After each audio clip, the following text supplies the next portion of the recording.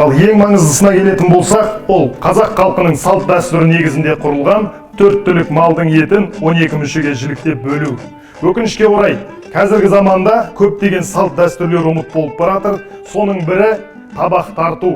Ал дұрыс тартылмаған табақ сіздің қадірлі қонағыңызды ренжітіп алуы мүмкін еді.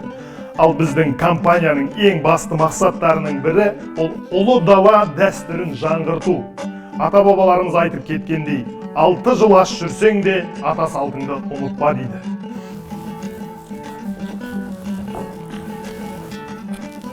Мойын. Жастар табағына салынады.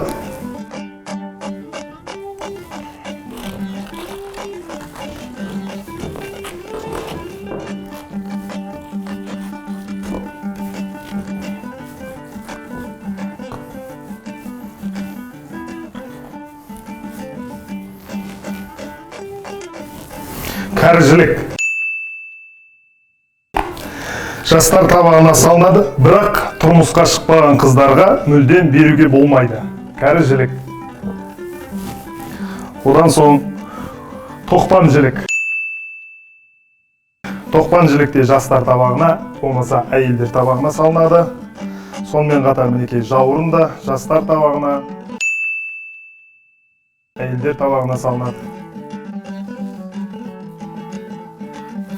Одан соң мінекей асықты жілік. Асықты жілік дегеніміз бұл си табаққа жүреді. Си табақ дегеніміз бас табақтан кейінгі жүретін табақ. Си табаққа салынады. Одан соң мінекей ортан жілік. Ортан жілік дегеніміз бас табаққа салынады. Және де сыйлы қонақтарға, құдаларға, ақсақалдарға, жас үлкен кісілерге берілетін табақ. Сүбе. Сүбе дегеніміз мінекей қабырғаның біткен жеріндегі еті. Сүбе. Бұл да бас табаққа тартылады. Одан соң құйрық. Құйрық дегеніміз мінекей құйрықта си табаққа және бас табаққа салына береді.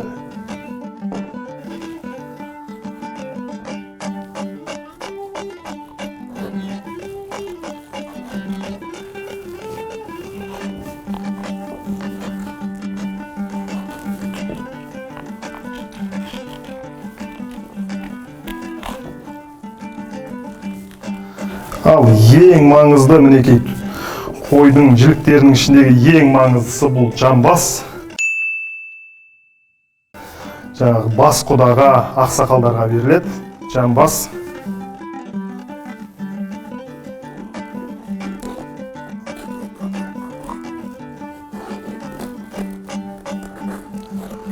Одан соң мінекей төс. Төсті қазақта күйеу балаға тарту етеді. Күйеу баланың табағына бөлек салып береді, болмаса жаңағы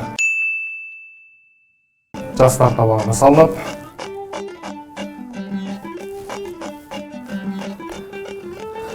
Одан соң мінекей қабырға екі-екіден кесіледі. Екі-екіден кесіліп, жаңағы жастар табағына, әйелдер табағына беріле береді.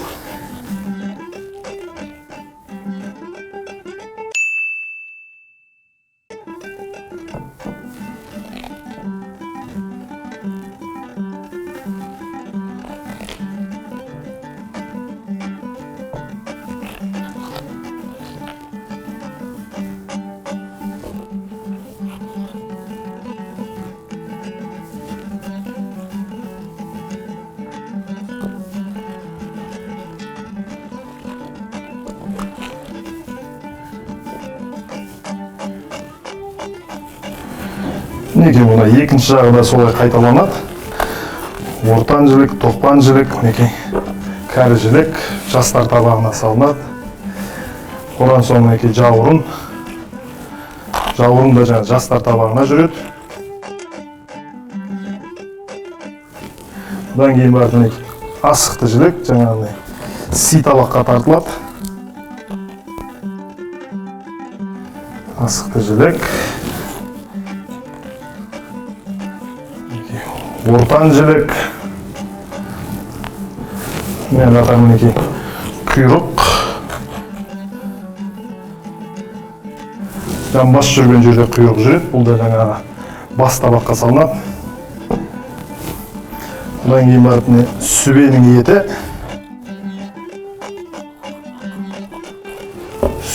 еті, және де тағы да жамбас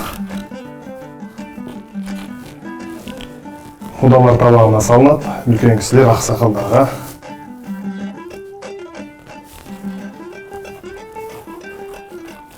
Одан кейін мінекей бел омыртқа деген болады. Бел омыртқа дегеніміз бас табаққа, жаңағы сыйлы қонақтарға, сый табаққа салынады.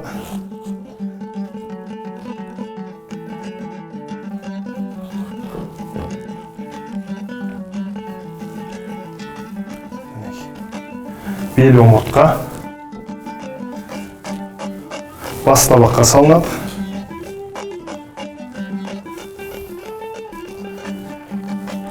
Одан кейін мінекей жаңағындай қабырғаны екі-екіден бөліп, жастар табағына, әйелдер табағына, балаларға беруге бола береді.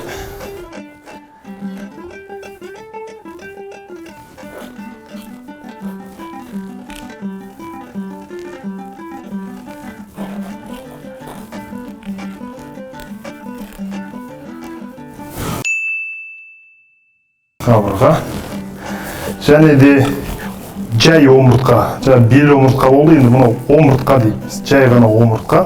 Бұл омыртқа жаңағы сый табаққа, бас табаққа салынбайды, беруге болмайды.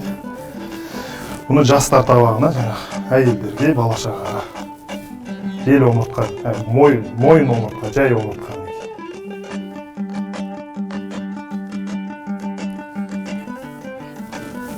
Ал не дейміз, қонақты сөзбен тойдыра алмайсың дейді. Біздің тағамның дәмін татып, нағыз рахатты сезініңіздер. Және де ой пікірлеріңізді қалдырыңыздар. Сіздердің ой пікірлеріңіз біз үшін өте маңызды. Бізді түзететін сіздер ғана. Және де біздің Instagram парақшамызға жазылуды ұмытпаңыздар. Ас болсын.